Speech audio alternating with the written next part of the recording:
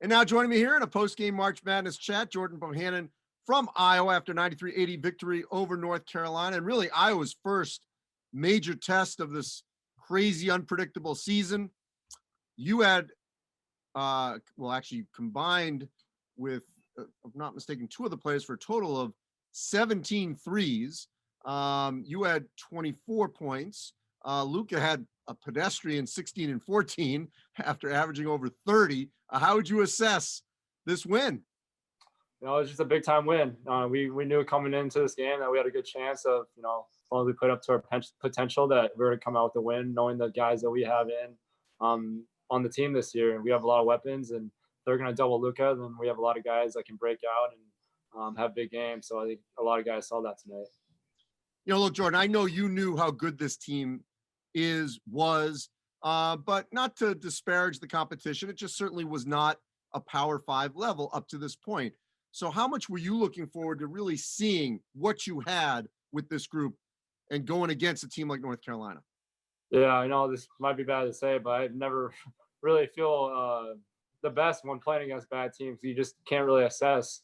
Granted, they're Division I teams; they're all on scholarship and they're all great players and great program. But it's hard to assess your team early on when you're playing against not Power 5 competition. So tonight was kind of the first test that we got, and I think we realized how good of a team we can be at times. Now, granted, we didn't play well in spurts, but at the end of the day, we had a lot of experienced guys on the floor that kept the team together and was willing to pull out the win no matter what tonight. So we always knew you guys could shoot it and had this kind of offense to put up, over 90 points. But what does it say in this game against this kind of team that you didn't necessarily need to rely on Luka Garza to win a game like this? Yeah, like I said earlier, we just have a lot of weapons on our team. And the first 3 games, I don't think a lot of guys were able to get their feet wet quite a bit. As the game went on tonight, we were able to see that we can throw the ball inside, and Luka's unselfish enough to throw the ball back out. And we're going to have a lot of open guys on the arc, and we have a lot of guys that can penetrate and kick to open guys. We're just a really unselfish team this year. I think that's what's the most important thing for people to know from the outside, that we don't care who has big games, and we don't care who's making shots. We're not selfish guys, and we're willing to sacrifice a lot to get to the end goal of winning a national title.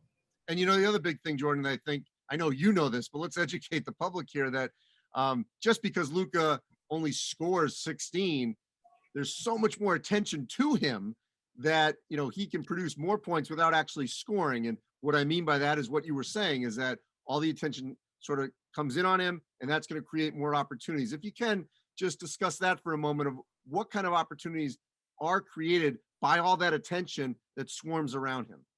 Yeah, you saw UNC, most of the scouting report, you kind of saw that they were willing to double Luka on ball and off the ball on weak side, and we had a lot of openings tonight.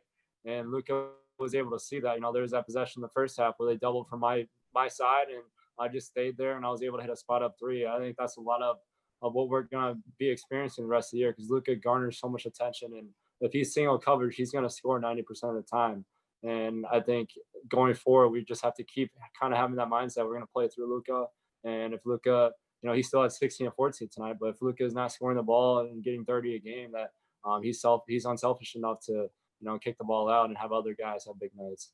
All right, last thing, Jordan. I know you're defending well enough to win, but as you go forward, hopefully the Gonzaga game happens in a couple of weeks. You've got the rivalry game against Iowa State, and then certainly the Big Ten is going to start in earnest here. What defensively do you guys need to continue to tweak?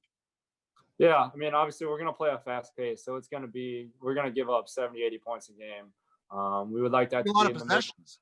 There's a lot of possessions, and people knock on our defense a lot, but at the end of the day, we have double the possessions than the most teams play.